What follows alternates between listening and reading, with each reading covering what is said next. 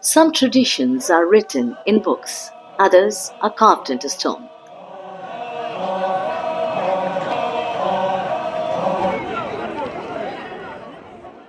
In the hills of Nagaland, an entire village still gathers to pull a giant monolith across mountains, preserving a way of life that has endured for centuries.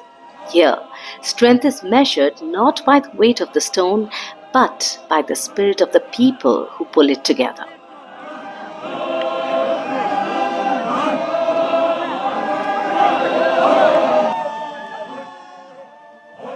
His face is etched with the passage of time. Every wrinkle tells the story of a century spent in these hills.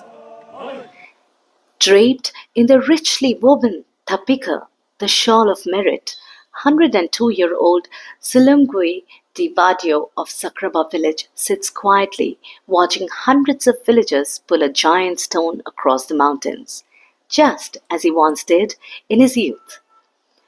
For him, this is more than a ceremony. It is a lifetime of memories unfolding before his eyes.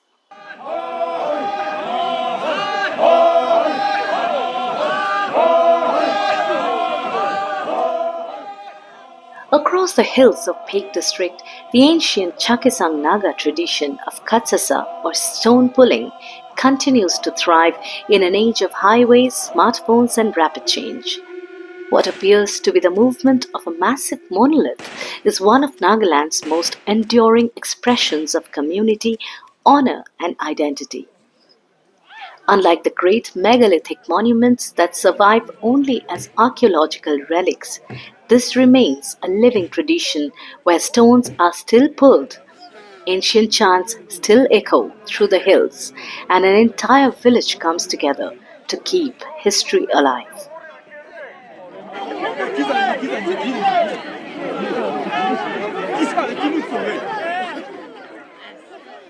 For generations, stone pulling formed the heart of the prestigious Feast of Merit, or Zhotho Zhove, regarded as the highest honor in Chakhesang custom.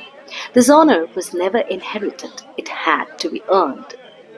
Among the Chakhesang Nagas, prestige was measured by generosity, families earning honor by opening their homes, feeding the village and giving back to the community. Only then did they earn the right to pull and erect a commemorative stone.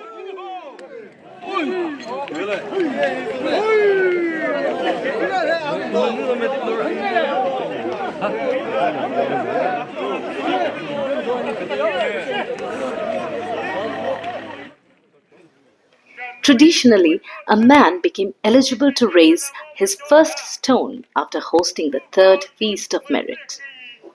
With each successive feast came the privilege of erecting additional stones.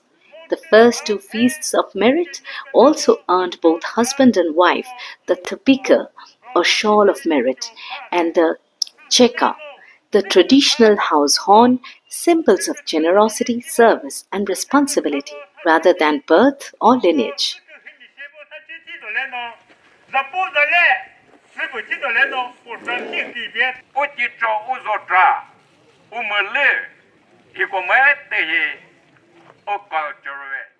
One of the most remarkable aspects of the tradition is the place accorded to women. Long before gender equality entered modern public discourse, Chakhesang customs recognized women as equal partners in honor. During the fourth Feast of Merit, a separate stone was pulled in the wife's name, as she enjoyed the same right as the husband to wear the shawl of merit.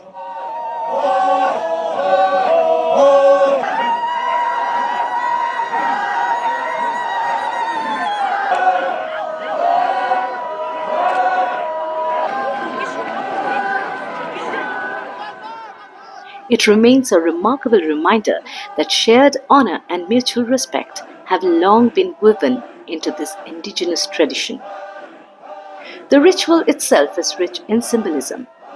Elders begin with prayers and traditional rites before selecting a suitable stone from a sacred site, while the date is fixed after consulting omens.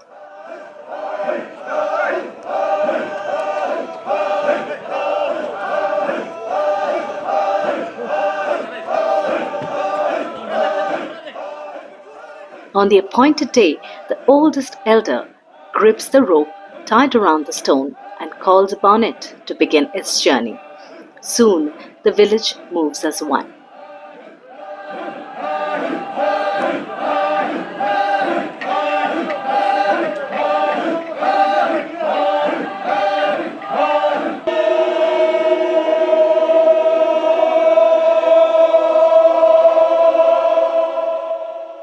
Men, women, children, and elders gather together.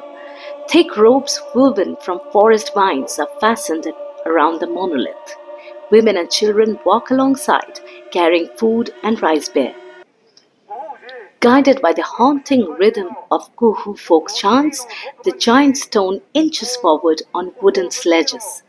Every pull is synchronized, and every step is shared. When the journey ends, the elder cuts the rope, marks the exact spot where the stone will stand, and the monolith is raised into the earth. From that moment, it becomes a record of generosity, a marker of community, and a keeper of memory.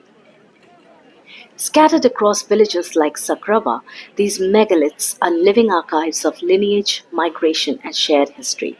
The celebrations continue with feasting, dancing, and the retelling of stories, ensuring that each generation inherits not only the monument but also the value it represents.